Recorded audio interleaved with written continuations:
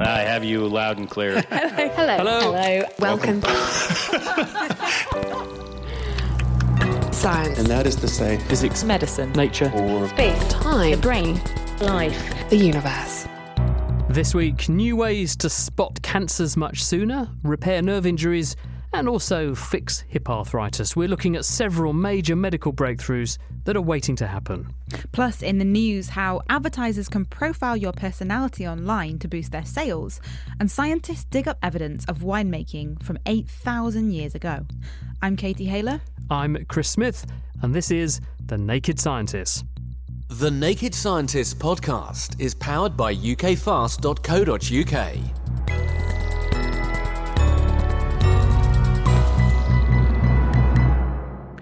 First up this week, antibiotics are at the top of the agenda. It's been World Antibiotic Awareness Week, and as the WHO have put it on their website, the world is running out of antibiotics. We need to take action to protect human health. And, right on cue, researchers at the University of Birmingham have used a new technique to uncover a host of potential new targets against which we might be able to produce new antibiotics to stem the rising tide of resistance. David Granger told me what they've been doing. The issue that we were interested in were the mechanisms that bacteria can use to protect themselves from antibiotics. One of the mechanisms that we've known about is a pump kind of mechanism. So if you imagine a sinking ship taking on water, a bit like a bacterial cell taking on antibiotics, a common mechanism is just to pump the water out of the boat, as it were, so the bacteria can pump the antibiotics out of the cell. So that was something we knew about, but we had an inkling that it was probably more complicated than that, and that other things were happening at the same time, and we wanted to try and figure out what those other things were. So bacteria don't just resort to one solution when someone throws antibiotics at them. You're saying there's probably multiple things that they do, one of which is to get rid of the antibiotic from within their cells, but there are others. Yes, certainly. So, bacteria very seldom rely on one line of defence. Broadly, you often find that they've got, multiple levels of a defence or a certain system to deal with the problem. So they're very resilient. And what did you do to try and unpick, apart from pumping things out of their cells, what else bacteria can do?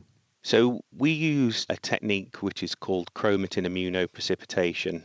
And I guess you could think about it a little bit like a molecular fishing line. And we can use that molecular fishing line to hook out genes from the bacterial genome that are important for antibiotic resistance. An issue is that, we can sequence bacterial chromosomes, we can find out what all the genes are, but what we really need to know are which out of those thousands of genes, which are the handful of genes that are important for antibiotic resistance, and that's where this kind of molecular fishing rod came in, so we could hook out the important genes and then work out exactly what they were doing. And what genes did you fish for? We fished for genes that were a target for a protein called the multiple antibiotic resistance activator. That sounds complicated, but it's not. What this protein basically does is switch on the genes that you need to resist certain antibiotics. So by targeting these genes, we could just identify the genes that we were interested in. I see. So this gene turns on when it sees some antibiotics, and that in turn triggers lots of defence mechanisms all at once by this master switch. So if you follow the scent of what that master switch is turning on, you can then work out what mechanisms the cell is invoking to defend itself. Yes, that's exactly right. And what did you flush out? We got, I think it was just over 30 genes of interest, and 2 of them we focused on in detail. So going back to the analogy of a sinking ship, one of the set of genes that we identified was important for kind of plugging holes in the cell. So if you imagine the cell surface as being like the hull of a boat that's got holes in, that's letting in water, or in the case of the cell, letting in antibiotics, one of these gene systems, these sets of genes, was able to help plug those holes and stop the antibiotics from getting into the cell. The other set of genes that we identified were important for repairing the DNA. So some antibiotics work by damaging the bacterial DNA, and we found that one of the sets of genes was important for repairing the damage that was caused. And why does this help us in our present milieu of facing an antibiotic apocalypse, as some people have described it, where we're worried that in the future we may have no drugs left to treat things. Why does what you found here help us to meet that challenge?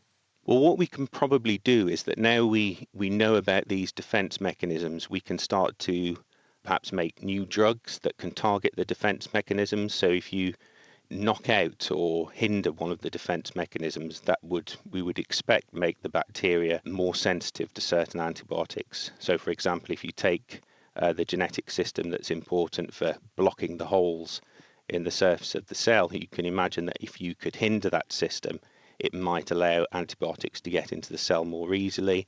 It might allow different types of antibiotics to get into the cell more easily, perhaps ones that couldn't get in there beforehand, things like that. So what we would like to do is target these defense systems and see if we can stop them from working. And is that easy to do? Because is that not what antibiotic researchers have been trying to do ever since Florey and Fleming first came up with penicillin? These are new targets that we won't have searched for drugs to hit before. They're new systems that we can screen for drugs against. And let's hope they can find a few. That was David Granger, and the work he was discussing has just been published in the journal Nature Communications. Now, are you a wine buff with a penchant for a more mature vintage? If so, you may be interested to hear that archaeologists working in Georgia have discovered the world's oldest evidence of imbibing. Shards of pottery dating back about 8,000 years have turned up with wine residue still stuck to them. Georgia Mills spoke to their discoverer, Andrew Graham. What we have discovered is something that many people have suspected for quite some time for a number of reasons, but that we have in the Shumo-Shulavari culture in the Republic of Georgia during the Neolithic, the earliest evidence of wine production in the world. If you want to use round numbers, we'll say 6,000 BC, so 8,000 years ago. So we've pushed the earliest evidence of wine back about 1,000 years by this discovery. What did you find, and how do you know it's evidence of wine? Pat McGovern, who is one of our colleagues and down in the United States, Pat developed a process by which to look at the residue left by wine on ceramic vessels. And one of the important things you have to remember is tartaric acid. So tartaric acid is produced in the process of making wine.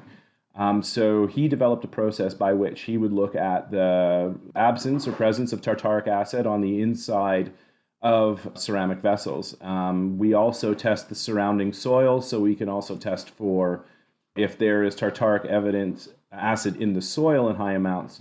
It wouldn't be a good sample because you could argue that the tartaric acid on the pottery is a remnant of the tartaric acid that is present in the soil. So looking at the soil and the residue gives us the fact that the presence of the tartaric acid means that they were storing wine, or wine was in this pottery vessel. Just thinking about what I'm like, how do we know these people just didn't leave grapes out too long by mistake? Do we know they intentionally wanted to make this drink? Well, yeah, I mean, we've used other lines of evidence. I mean, looking at the pottery specifically and the type of pottery it is, looking at the iconography on the pottery. One of the things that is on all of the news wires that's going out, there is a famous ceramic vessel from the Neolithic site of Haramis Didigora in Georgia. And it's an iconographic representation of a cluster of grapes on the rim of the ceramic vessel. And of all of the range of symbols and images they could represent on their pottery, they chose to represent grapes. And to make wine that's drinkable and en masse to be able to provide for many people, you can't just leave it out. Anybody who's left a glass of grape juice out knows that it doesn't necessarily turn to wine, it'll turn to vinegar. Do we understand how they made the wine? No, because what we have is just the residue, the evidence of the process. What we don't have is we don't have a production facility. We don't have where they were actually making and storing the wine during this period. So they were making and storing it somewhere. We just don't know exactly where. Oh, wow, you're holding out hope you might discover a very aged vintage. Well, I will say, any archaeologist listening to this program, there's an axiom in archaeology that in any field project, your greatest discoveries or the greatest challenges that you have normally appear on the last day. And certainly on our excavations last summer, on the very last day of excavation, we were cleaning for site photos, etc. And one of our students and Georgian colleagues was being a bit vigorous in their cleaning and did a little bit of excavation and uncovered the top of what appears to be a fully intact vessel.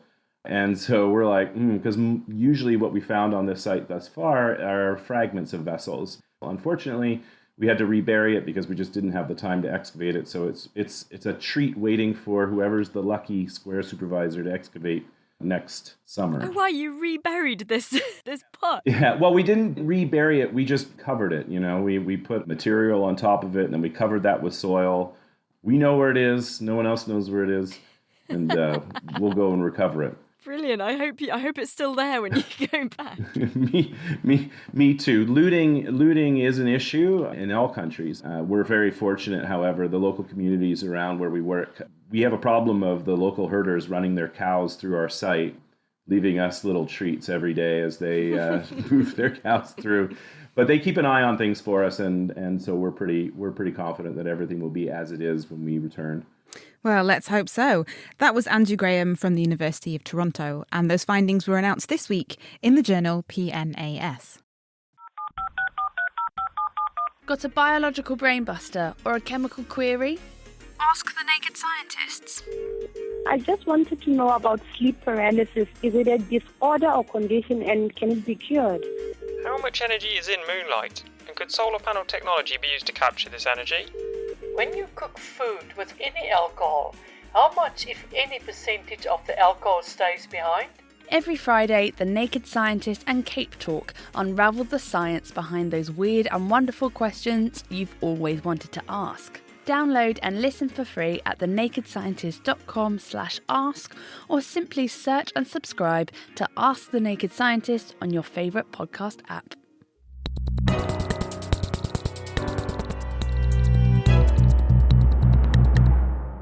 Still to come, the scientist hoping to revolutionise cancer diagnosis, and the man who's built a personal jetpack and blasted his way into the Guinness Book of World Records. Before that, if you have a presence on the internet with a page on Facebook, for example, every time you use it, you leave behind digital footprints that reveal an enormous amount about your personality, because what you tend to like looking at is being logged. And now researchers have shown that advertisers can use this freely available data to tailor-make adverts that make you 50% more likely to click on their products. David Stilwell is one of the authors on the new study. David, how did you do this? We previously showed just liking things on Facebook can say a lot about you. They can say, how intelligent are you? What is your personality? What makes you unique? So what we are asking in this study is, given that it's possible to show those very, very personal things about you, how can companies use this to advertise better? And how worried should we be as consumers in terms of privacy? So if I see something on Facebook and I click like against it, you can extract data from what I have liked or chosen specifically to flag up as of interest to me to begin to make deductions about my personality and my likely life choices. Exactly. So if you like, for example, on Facebook, computers, then obviously you can sell computers to that person. But actually it shows something more sort of personal, which is that people who like computers tend to be introverted. Which means even if you're selling something that isn't anything to do with computers, you can use the fact that you know someone is more likely to be introverted to sell products in a way that means they're more likely to be interested. How have you proved that that's the case? So what we did is we worked with a few different companies who were running adverts on Facebook, and we got them to target those adverts at people who we knew were more likely to be introverted or extroverted based on their Facebook likes. And then we changed the adverts to either appeal to introverts or extroverts.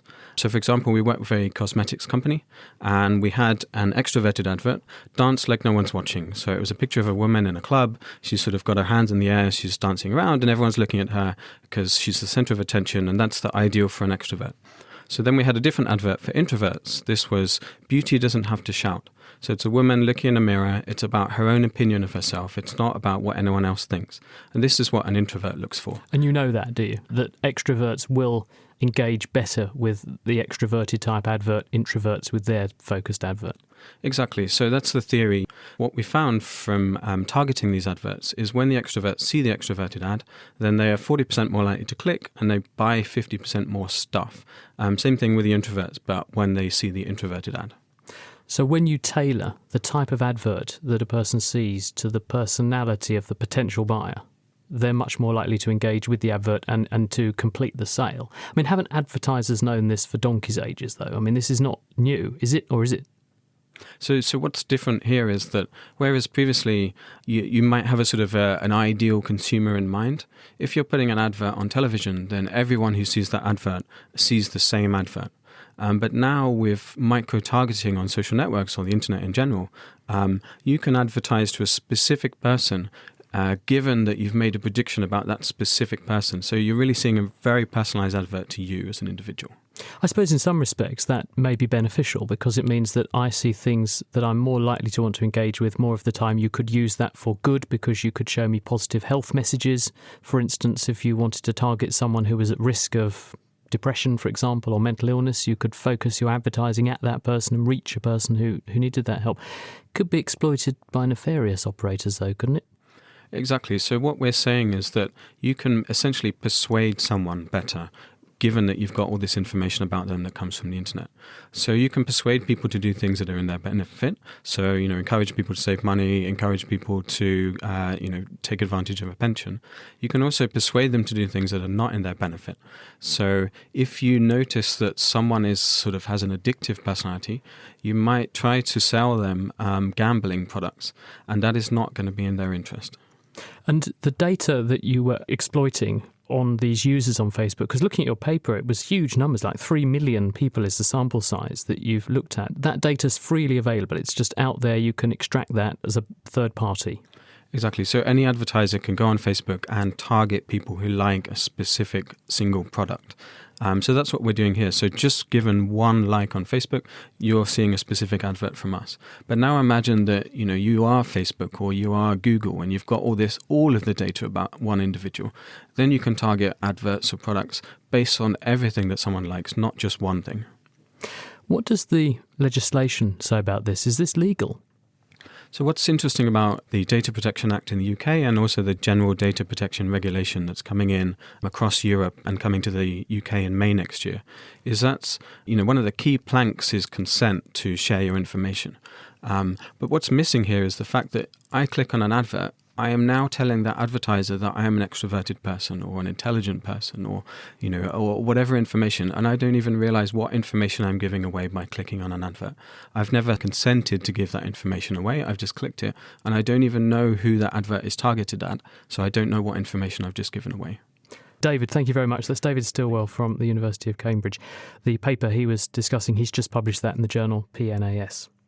And now it's Mythconception time, where we take dodgy science to task, and Izzy Clark is on the case. You may have heard that we get a whole new body on a cellular level every 7 years. A fresh start? Yes, please. Who cares how much you drank in your 20s?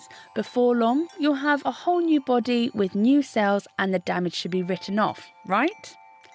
Wrong. Your cells are the fundamental building blocks of your body. You have about 37 trillion of them and around 200 different types.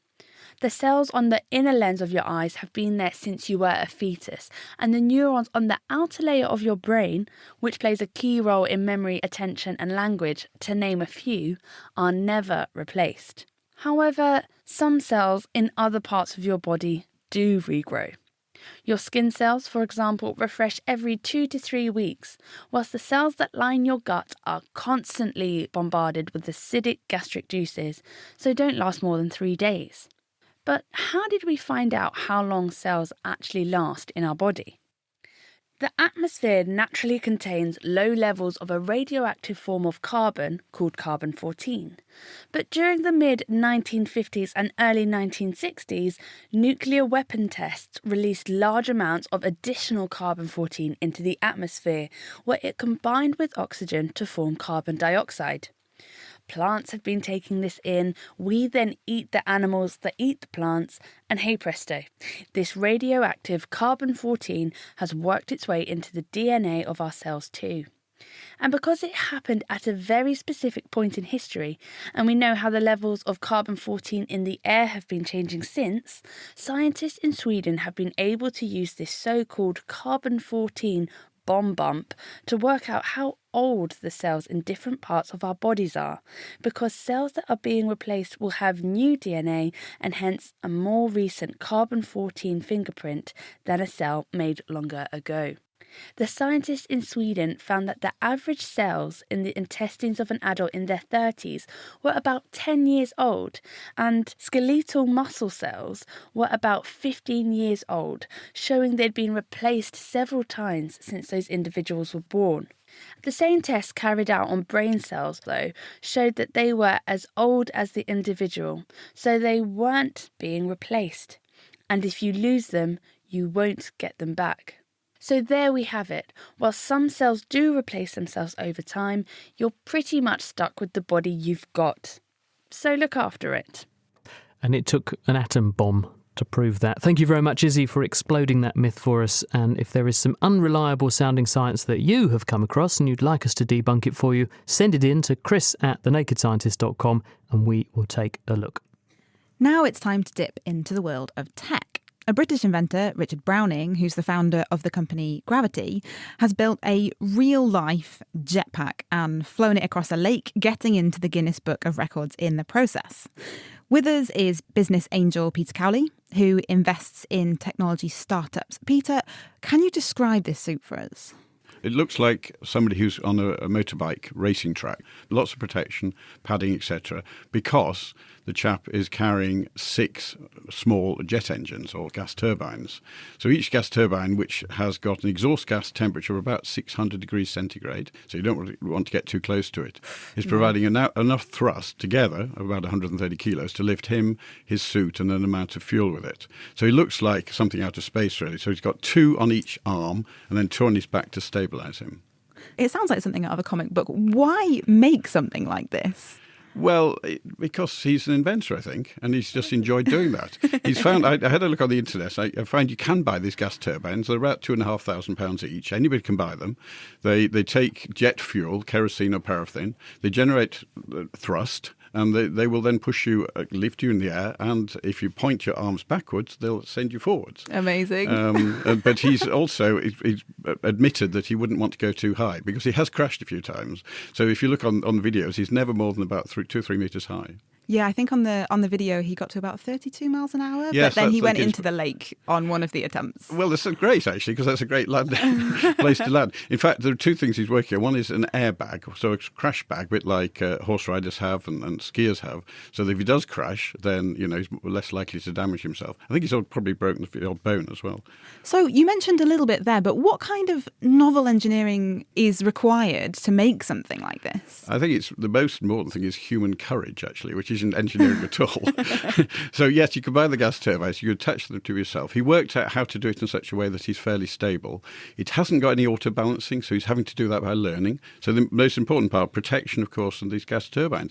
Otherwise, almost anybody could do it. Now, he's added things to that, so he's now got a head-up display, because one of the things is if one of the gas turbines fuel supply is stopped, he's suddenly imbalanced and, of course, will almost certainly hit the ground then. Oh dear. So with that in mind, are these likely to become commonplace, do you think? I doubt it, really, because A, for safety reasons, it's unlikely that people will be using them in case they fail. You certainly wouldn't want to drop from 50 metres, 100 metres up in the air. And secondly, remember, there's an exhaust gas there of 500 or 600 centigrade.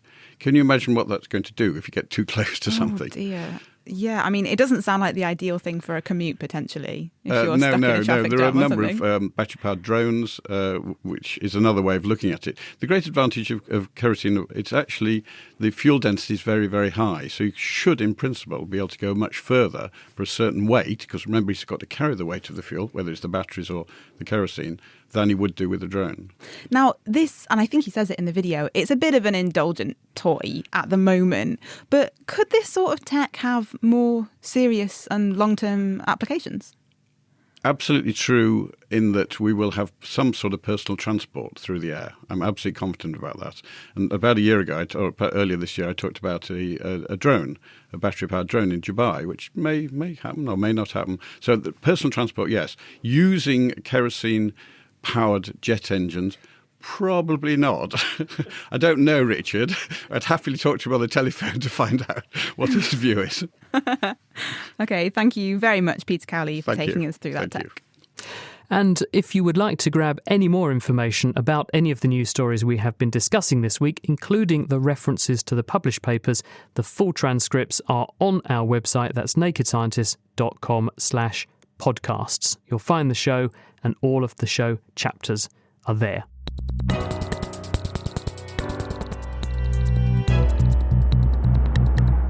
Now, in the next half hour, we're scanning the scientific horizon as we take a look at 4 projects promising to revolutionise healthcare in the next 10 years. These projects have all been recognised with large grants awarded by the UK's Engineering and Physical Sciences Research Council as part of an £8 million initiative called the Healthcare Technologies Challenge Awards. Up first, esophageal cancer. Thousands of people are diagnosed each year with this disease. It's the 14th most common cancer in adults. It mostly affects older people, and it tends to present late in the disease course, which can limit the options for treatment. But if we could detect it earlier, the likelihood is that outcomes would be much better. And that's the approach that Cambridge University's Sarah Bondyke is taking. So what have you got in mind, Sarah? What we're thinking about is trying to augment the vision of the endoscopist. And what we mean by that is providing contrast for really early signs of cancer, which are currently very, very difficult for the endoscopist to see. What's an endoscopist? An endoscopist is someone who uses a very long, thin, flexible tube to look inside the body. And they typically do this in a way that replicates what your eye could see if you were able to peer inside. So you have a camera. You've got one on the table in front of me, I presume. That's the thing in front of us.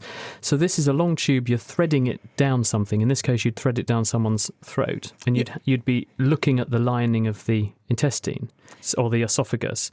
But critically, you'd be looking with what the human eye can see. That's exactly right. So normally we're looking with a white light camera that has red, green and blue colour channels, just like we have red, green and blue cones in our eye. And that has strengths because we're able to see signs of cancer, macroscopic signs as disease is developing. But it also has weaknesses. When the disease is at a very early stage, it's usually flat, so it's quite close to the lining. And also it's often just a slightly different shade of pink from the normal tissue. So it makes it very difficult to spot with only 3 colour channels. What's your solution then? Our solution is to try to create what we call a multi-dimensional endoscope. So instead of just looking at 3 channels of colour, we look at a broad spectrum of colour beyond what the human eye can see. And in addition to looking at a wider range of colours of light, we also introduce other properties of light. So, for example, light has a property of angle, which is the angle at which it travels through the medium. And what we can do with our new technology is actually also measure the angle of the light. And all of these different properties interact with cancer in a different way than they interact with normal tissue. So by picking all of them up, we hope that we'll be able to enhance the contrast and augment the vision of the endoscopist. Will this be a sort of laser source then? So when the surgeon does the gastroenterologist does the endoscopy, they'll thread the tube down into the person. They can see what they're doing, but at the same time you're able to inject, say, laser light or some other light source down the endoscope so it reflects all the way down, comes out the end, and they're then inspecting the lining of the esophagus with this extra light added. We can do more clever things with the existing light that they send down. They normally send just broadband light down and they bin it into these different channels. So we can already use the existing light source and collect more interesting properties from it. But as you say, we can also introduce additional light sources such as laser light, which have nice properties in terms of how they travel into the esophagus. And by using that and pulling out additional information and combining those 2 things together, the endoscopist will have their normal white light image, which is easy for the eye to interpret. And what we'd really like to do is have an overlay which has a colour channel which has essentially a big arrow saying, biopsy here, this is a suspicious area. I was going to say, are you going to sort of feed back onto the image that they're seeing what your system is interpreting? So it comes out of the endoscope, goes to a computer, that crunches through all the other information coming in and then represents that over the top of what the surgeon can see or the gastroenterologist can see in plain light, and then you can highlight the bits that you want. That's exactly right. It's really important for adopting new technology into healthcare that you think about how it's going to fit into the existing standard of care. And if we're able to use that existing standard with the white light and feed in all of our information into one really useful image to the endoscopist, it just makes their workflow really, really easy, adds information and adds value. What is it about the cancer cells that means they're different in a way that you can see with these additional light investigations? There's actually a number of different things. The simplest one is just that the microstructure changes. If you imagine a normal tissue, it has a very ordered structure of cells. As the cells become abnormal, turn towards cancer, they proliferate more, which means they divide very rapidly. And that means they tend to push out and dislodge the normal tissue around. And that disorder will interact, for example, with laser light to depolarize the light, which means that it changes and removes the property of angle. And if we measure that angular property, we can see that change. But there are also other properties that change. For example, metabolism. Imagine if cells are dividing really rapidly, they need more energy to be able to do that. And there are certain molecules in the body that are related to their energy, which you can actually visualize using optics. And we can also probe those if we look at more colour channels. We had Gareth Corbett on the programme a month or two back. He's a gastroenterologist. He's working on a camera you can swallow. And the idea is that rather than having to have tubes like the one you've got in front of you shoved where the sun don't shine, which isn't everyone's cup of tea, you can just swallow this thing and it makes its own way through your gastrointestinal tract, taking photos on its way through. And then it beams the pictures wirelessly to a belt that you carry. And then you bring that back to the hospital and the doctor can see all of the images as it made its way through you. And you don't even have to retrieve the camera. That's the other added bonus. Could you take your technology and engineer it into something like that so that you're not tied to an endoscope? Because obviously the benefit of your approach is that you can perhaps pick up cancer earlier, but that's only as good as someone regularly getting investigated with an endoscopy, which isn't ideal, is it? The small device architecture of having a capsule is exactly compatible with our technology. And in fact, the project that's just been funded develops a new set of optical filters which could be miniaturised and placed into a capsule format if we wanted to. For the esophagus, that's a bit of a challenge because when you swallow something, it moves really fast. It doesn't hang around. So you do have to think about how you can do that. And one approach is actually to put it on a tether. And other people have shown that if you put the pill on a string and don't allow it to go too quickly, that allows you to get better quality images. But you could use the same approach, albeit perhaps with different filters or a different sort of interrogation of the tissue, for anywhere that you could stick an endoscope. So would this work, for instance, for lung cancer? You could, yes. So you could look in the lung, you could look in the colon. It's very flexible, and in principle, we imagine that we would see similar sorts of contrast for very early cancers, and there are similar challenges in those diseases as well. Cervical cancer as well. I mean, that's a big problem. We're trying to do a lot of screening for that. Could it work in the same way? Yeah, very much so. Sarah, thank you very much. It's incredibly exciting, and I can really see the value of that straight away. Great to have you with us. Sarah Bondyke from the University of Cambridge. To the nervous system now. Nerves are specialised cells that carry information between the brain and spinal cord and the rest of your body, including your skin and muscles. They carry electrical signals that enable us to feel things and to move. But if we injure nerves, we can be left with permanent disabilities. I was injured in a road traffic accident in June 2004. I woke in hospital unable to move my left shoulder or forearm at all. I also found my right wrist and forearm in a full cast. I was left knowing it was nerve injury, but not knowing to what degree it would affect me. I was unable to care for myself or do anything. Over the course of 9 months of outpatient appointments, my right wrist healed, but my left arm stayed completely paralysed down to my wrist. I am now able to hold my hand out in front of me and raise my forearm. However, my shoulder is and will remain paralysed. Ed Barnes, whose life was turned upside down after a motorcycle accident. When injuries like that happen, often to people's arms, sometimes the only way to repair a nerve or to restore its function is to remove a healthy segment of nerve tissue from another part of the body, usually the leg, and use this to patch up the damage. The injured nerve then regrows along the patched-in nerve tissue that guides it back to the skin or the area of muscle that it needs to supply. Now, of course, this is the neurological equivalent of robbing Peter to pay Paul because it leaves parts of the leg, or wherever you took the nerve from, lacking a nerve supply. Now, Becky Shipley from University College London is developing a modelling system to discover how best to grow new nerve graft tissue in a dish so that patients don't have to get a numb leg to restore functions in their arms and hands in the future. The gold standard at the moment for treating large gap peripheral nerve injuries is to graft one of these healthy sections of nerve from another part of the patient's body and implant it back into the gap between the severed ends of the injured nerve. Although that's the gold standard, there's obvious limitations to that in terms of having damage to a healthy nerve for the patient, a second surgery, and beyond that, that approach actually only restores full function to the damaged nerve in about 50% of cases. So instead, what we're trying to do is to engineer living replacement nerve tissues in the laboratory that we can then implant into the patient instead of using their own tissues.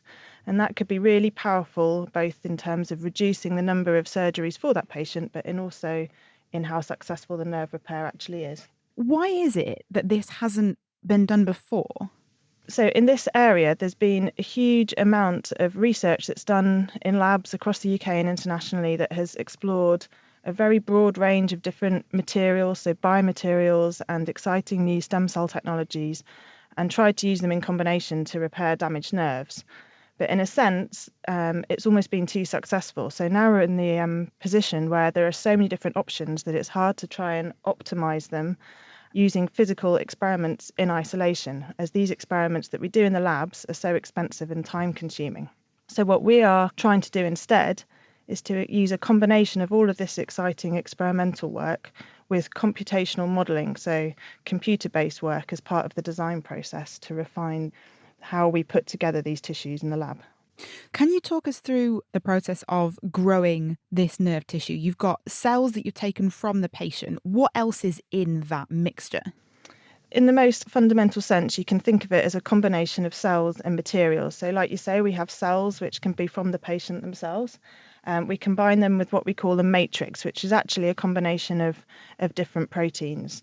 And we put those together to make what we call a cellular gel, and it's like a piece of jelly, and that is essentially your living tissue. And what we do is we combine them in different ways and under different physical stimuli to be able to replicate the kind of mechanical and chemical environment that these cells would experience in the body.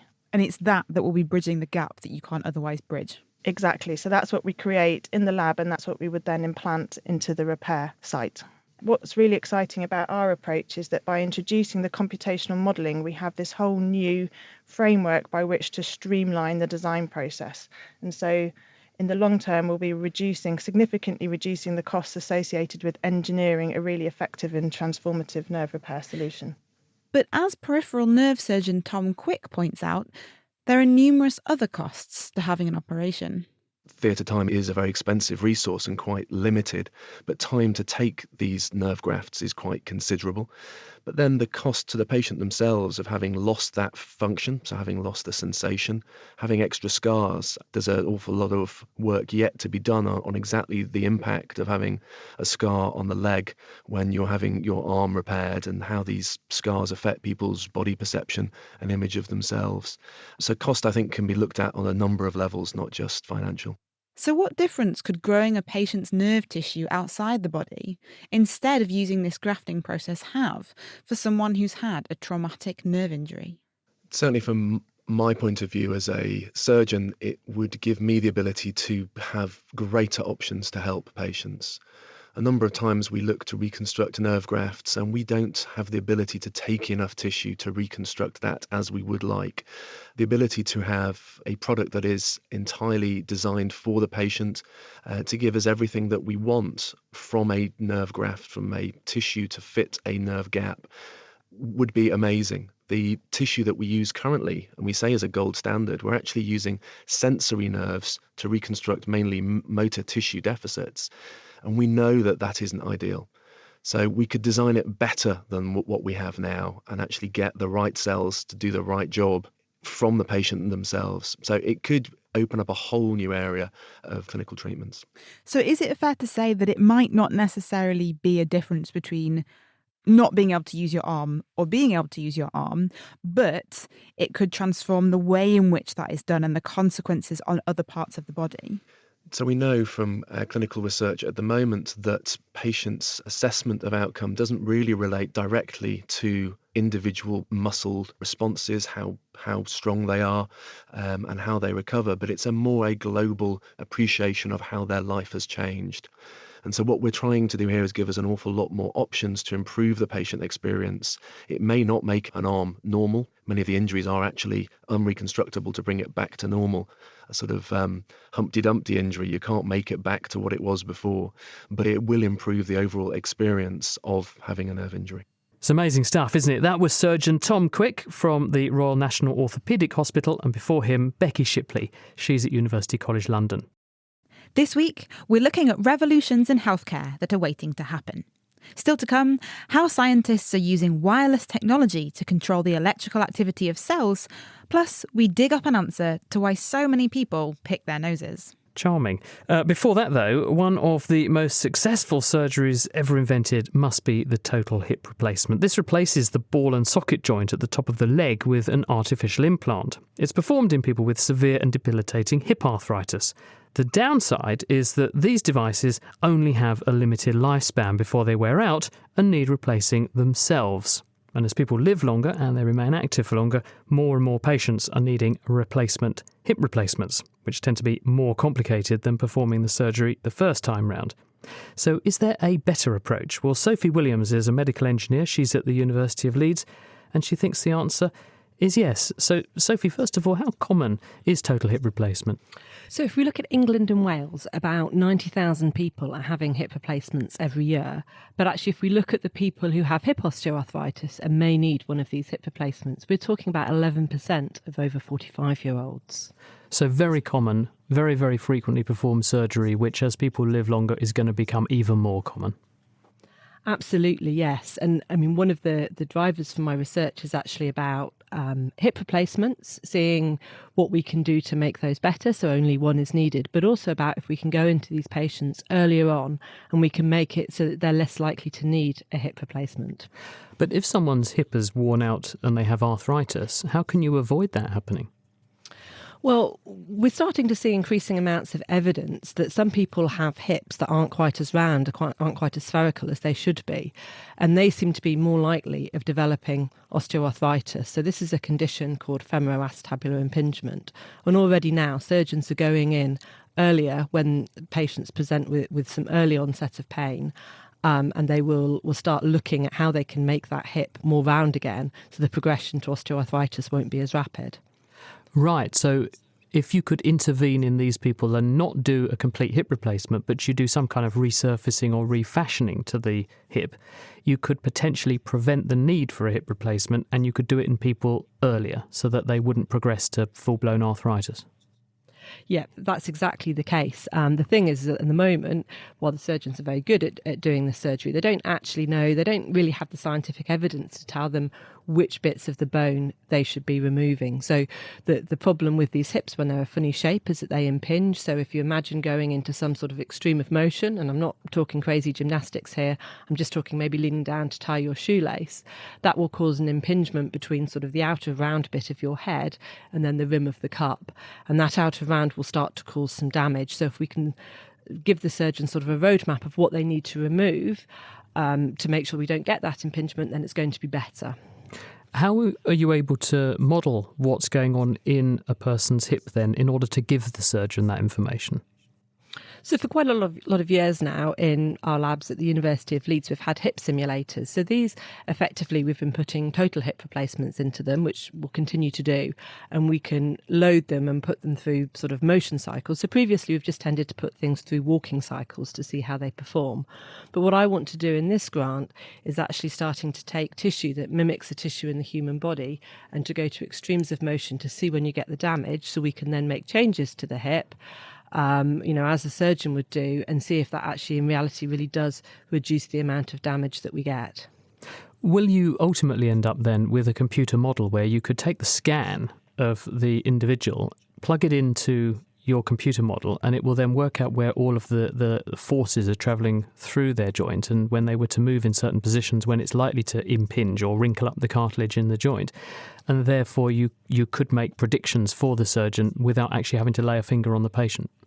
Yeah, that's absolutely what we want to do. This is very much about sort of creating a bespoke sort of package for each individual patients, because everyone's sort of got differently shaped pelvis, they move in different ways, etc.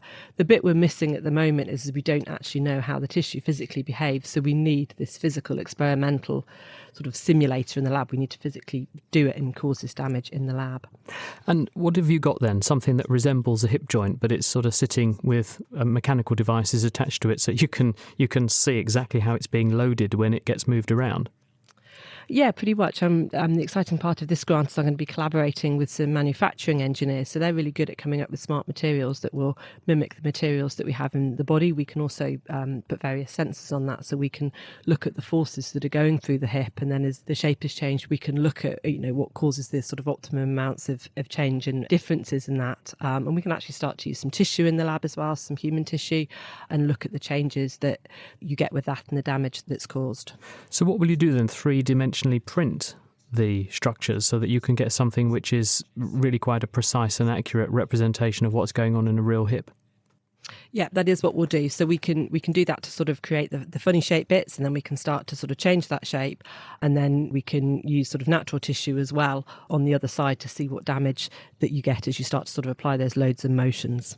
And you do think that the surgeon doing this kind of refashioning and resurfacing manoeuvre will be easier, less traumatic than doing a total hip replacement? Yeah, I think we'll still need total hip replacements, but it means that we can put them off and we won't need to use them in so many patients quite so early. Let's hope not. Thank you very much, Sophie. Pleasure to have you on the programme. That's Sophie Williams from the University of Leeds. We very much wish you luck. The human body is intrinsically electrical, and almost every one of our cells generates a voltage across its cell membrane that's used by the cell to communicate with others, which is what nerve cells do, or to carry out other important functions like pumping food into cells or pumping waste out.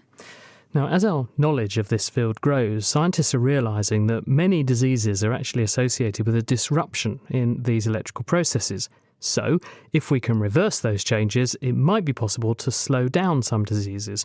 Or, on the other hand, if we exaggerate those changes, it might be possible to kill off harmful cells, like cancers. Frankie Rawson from Nottingham University is developing new ways to manipulate these electrical effects in the body. It's a field called electroceuticals. All your cells are electrically active in one form or the other. In your central nervous system, it's based on ion movement, but also cells shuttle individual electrons around, just like electrons moving in a copper wire that powers a light bulb. One thing to note is, in disease, there's a malfunctioning in your electrical communication systems. What changes in those electrical signals is not very well understood, and we're starting to understand that, which means that we can now start to develop the technology to modulate that, to try and negate problems associated with disease. Bioelectric devices are already available, from the well-established pacemaker to the bionic eye that's not yet currently on the market. But these devices require invasive surgery to get them to where they're needed in the body, which has its drawbacks. Doing invasive surgery is not necessarily a good thing. One, it leads to chances of infection. Two, the electrical component doesn't necessarily last long, so it needs replacement. So if we can develop wireless tools, we can avoid the detrimental effects associated with invasive surgery. By exploiting the electrical conductivity of cells in the body, one of Frankie's aims is that these electrochemical-based wireless tools can be applied to treating diseases, including cancer. There's changes in the way that cancer move electrons around during the disease. So what we plan on doing and addressing is if you can control that electron transfer and those electrical communication systems in cancer, you can also halt cell proliferation or even induce cell death to actually kill the cancer and treat it. One way Frankie plans to control cancer cells' behaviour is by the use of conductive nanoparticles. A kind of conductive pill will be taken by the patient, spreading gold nanoparticles throughout the body, and then the ones that reach the cancer cells would be activated by an electromagnetic field being induced in a particular area of the body. We functionalise and synthesise these gold nanoparticles. We're terming them nanobombs. You put them inside the body, they're taken up by the cancer cell. You apply an external electric field, and that electric field switches on that gold nanoparticle to induce cell death. Another proposal is to grow conductive wires within living tissue around cancer cells to enhance the effect of the electromagnetic field when it's targeted at the cancerous area. we plan on wirelessly growing conductive wires around cells. So when you apply your external field, you get an enhancement of that electrochemical effect. So how do you ensure that you're hitting the right area of the body with the electromagnetic field? As electrical conductivity is so wide-ranging, getting this wrong could pose serious problems. The reason that they have to implant electrical devices, so do that invasive surgery, is because they need that electrical device to be close to that area of the tissue that they're targeting. So the idea that we propose, and we've already got some preliminary data for this, to actually use additive manufacturing to build 3D electronics, which enable you to actually target the geometry of your electric field, so you can target where that field is going into those tissues. So it gives you a degree of selectivity in terms of targeting a specific area. So besides cancer, could there be other applications for this wireless electrochemical technology? There certainly are. It's extremely broad. So just to give you a flavour of where the state of the art is. So, of course, we've already mentioned the cochlear implant, the potential bionic eye. So that's controlling neuro signals. But there's also the work by Professor Kevin Tracy over in the Feinstein Institute of the States, where he discovered there's a reflex arc that modulates your immune system. So there's a whole host of treatments now being currently developed for treating arthritis, gut inflammation using electronics. So there is certainly scope to treat a whole host of diseases. Frankie Rawson there from Nottingham University. And thank you also to our other guests this week, Sophie Williams, Tom Quick, Becky Shipley and Sarah Bondyke. Now it's time for Question of the Week, and Lewis Thompson has been rummaging around for an answer to Patrick's nose-picking problem. Why, oh why, am I unable to stop digging my nose? What is it that makes it so satisfying and addictive? Could there be an evolutionary reason for it? Also, why do some other people eat what comes out? Well, Patrick, you've really got us baffled by bogies. None of the behaviour or evolution experts we contacted wanted to touch such a sticky question. Luckily, Liverpool GP Dr. Laura Wark knows a few things about noses. Our noses have two main functions. Firstly, to improve the quality of air we breathe in on its journey to our lungs, and secondly, to house receptors that provide our sense of smell. Air is filtered, humidified and warmed on its journey through the nose. Airborne particles are trapped by hairs, and the paranasal sinuses produce mucus to keep the nasal cavity moist. Both of these contribute to the buildup of debris in the nose, or snot. Okay, so now we know what the nose does. But what is it that makes Patrick so eager to go digging for gold? There isn't much research into why we pick our noses, but nose picking is common practice amongst most kids and adults. In a 1995 study of 254 people in Wisconsin, 91% admitted to being current nose pickers. Practical reasons may be relieving an itch or removing nasal obstructions, which can affect breathing and smell. However, as 12% of teenagers in an Indian study of adolescent nose pickers pointed out, many people do it just because it feels good. Although considered an habitual habit in most cases, similar to nail biting for example, extreme nose picking may be considered pathological if it becomes obsessive, a medical condition branded rhinotelexomania. And picking isn't without its risks. Overpicking can result in septal perforation, and the nasal carriage of the bacteria Staphylococcus aureus is increased in those that enjoy a regular rummage. What about those people who love munching on their mucus? A Canadian biochemist has recently hypothesised that nasal mucus has a sweet taste, which may encourage its owner to eat it, thereby introducing pathogens into the body and bolstering the immune system. However, this theory has been refuted by other scientists who point out that humans swallow around 1 litre of nasal secretions a day anyway, so snacking on snot wouldn't confer any additional benefit. Thanks, Laura. You really blew us away. Next week, we'll be tackling this rocket riddle from Anthony. Would a rocket launched from a tube, like a bullet from a rifle barrel, be assisted or hindered by that? And if you think you know the answer, you can email Chris at thenakedscientist.com, find us on Facebook, tweet at Naked Scientists, or join in the debate on the forum, which is thenakedscientist.com/forum. Well, sadly, that is all we have time for. But don't forget, you have about 10 days left to fill in our survey, nakedscientist.com/survey. We do this every couple of years. It gives us enormously valuable information about what you think of our programme, what we're doing well, what we're not doing well, and what we should be doing. And as an added incentive, we'll give you some Amazon vouchers if your name comes out of the hat after the 30th of November. nakedscientist.com/survey. Thank you to Katie for putting the programme together, and do be sure to join us next week when the Naked Scientists are going on a quest to discover the science behind the process of ageing. We're asking, might diet hold the key to a long life? Until then, though, thanks for listening and goodbye. The Naked Scientist comes to you from Cambridge University and is supported by the STFC, the EPSRC and Rolls-Royce. I'm Chris Smith, and thank you very much for listening. Goodbye.